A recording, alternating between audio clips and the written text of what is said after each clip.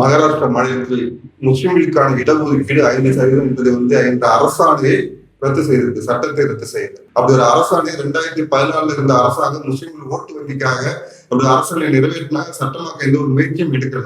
அவங்க ஏமாற்ற ஒரு அரசாணை நிறைவேற்றினாங்க. அந்த அரசாணையை நீதிமன்ற வழிகாட்டுதலின்படி ரத்து செஞ்சிருக்குது மாநில அரசாங்கம்.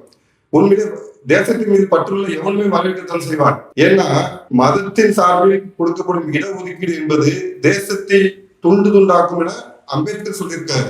இந்திய அரசியல் சாசனத்தை நிர்ணயித்த அம்பேத்கரே சொல்லியிருக்காரு, மத ரீதியிலான இடஒதுக்கீடு என்பது இந்த தேசத்தை துண்டு துண்டாக்கும் செயல். அப்ப அம்பேத்கரை விட பெரிய ஆளுங்க இப்ப அரசியல்வாதிங்க. அம்பேத்கர் சொன்னதை மகாராஷ்டிரா அரசாங்கம் செய்திருக்கிறது, அவ்வளவுதான்.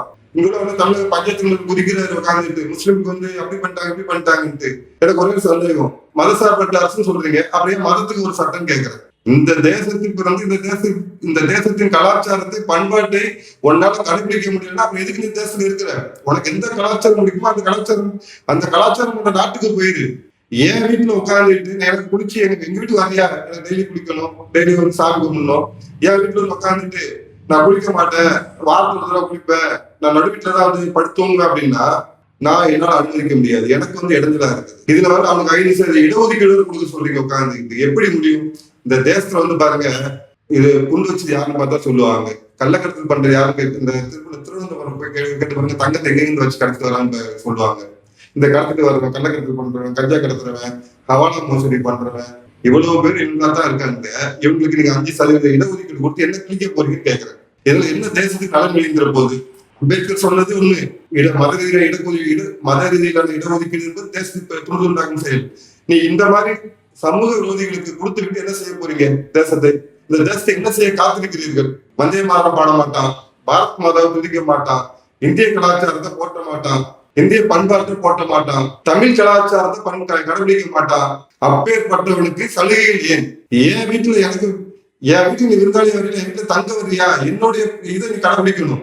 நான் இப்படி அப்படி நீ இருக்கணும். இங்க நான் இப்படிதான் இருப்பேன், உன் வீட்டுல போய் இருந்துக்கணும். என் வீட்டுல அதை செய்யக்கூடாது.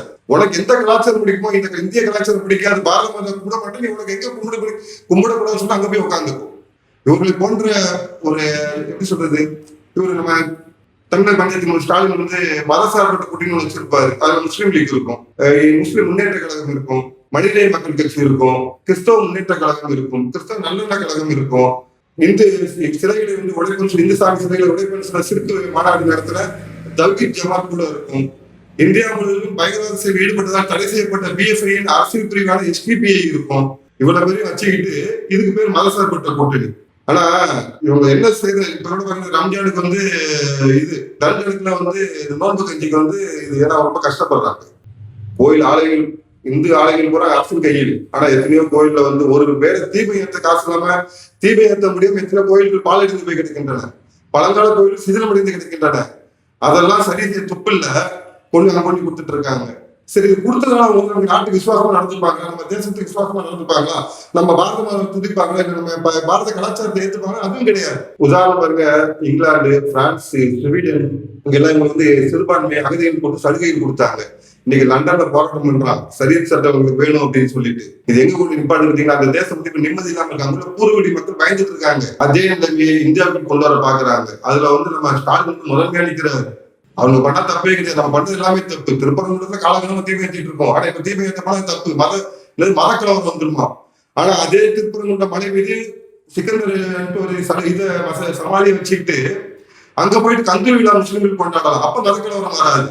இந்துக்கள் பெரும்பான்மையாக இருக்கும் ஒரு மாநிலத்தில், இந்துக்கள் பெரும்பான்மையாக இருக்கும் ஒரு மாவட்டத்துக்கு, இந்துக்கள் பெரும்பான்மையாக இருக்கும் மதுரையில் நம்ம போய் தீபம் ஏற்றினா கலவரம் வந்துடும். முஸ்லீம் போயிட்டு கந்தூரி விழா கொண்டாடினா கலவரம் வராது. இதுதான் கலவரம் வராது. இதுதான் திமுக அரசின் நிலைப்பாடு. அப்ப இப்பேற்பட்ட விச எண்ணத்தை கொண்டவர்கள் அடுத்த வருஷம் ஒரு 5 வருஷம் வந்துட்டாங்கன்னா இந்துக்கள் வசதி தகுதி இல்லாதவங்க ஆக்கிடுவாங்க. இதுக்குள்ள பள்ளிக்கூடத்துக்கு போகும்போது நீங்க பர்தா போட்டு போனா தப்பு கிடையாது. மருத்துவமனையில மருத்துவர் பர்தா போட்டு உட்கார்ந்தா தப்பு கிடையாது. ஆனா நெத்தில குங்குமாட்சி கூட என்ன ரத்த வழிதான் கேட்பாங்க. சமஸ்கிருத மந்திரங்கள் என்ன ஆபாசம் மிக்கவன்னு சொல்லுவாங்க. ஆனா உருதுல சொல்ல மாட்டாங்க. சமஸ்கிருதத்துல புலமை மிக்கவர்கள் எல்லாம் ஆட்சிக்கு கூட ஆலைகள் இடித்தார்கள். இப்ப அம்பேத்கர் சொன்ன கருத்துக்கு எதிராக பேசுகிறார்கள். அம்பேத்கரே சொல்லியிருக்காரு, முஸ்லிம் மத ரீதியிலான அம்பேத்கரே சொல்லியிருக்காரு, மத ரீதியிலான இடஒதுக்கீடு என்பது இந்த தேசத்தை துண்டாக்கும் செயல். இந்த தேசத்தை துண்டாக்க நினைக்கும் இந்த திமுக போன்ற கட்சிகளை ஒழிக்காத வரை, வேறும் வேரடி மண்ணுமாக இல்லாத செய்யாத வரை இந்துக்களுக்கு வந்து இந்துக்களுக்கும் சரி இந்தியாவுக்கும் சரி மிகப்பெரிய அச்சுறுத்தலாக இருந்து கொண்டு இருப்பார்கள். அதனால நம்ம வந்து தெளிவா முடிவெடுக்கணும். இது வந்து பாத்தீங்கன்னா இதனால வந்து தெளிவா முடிவெடுக்கணும்.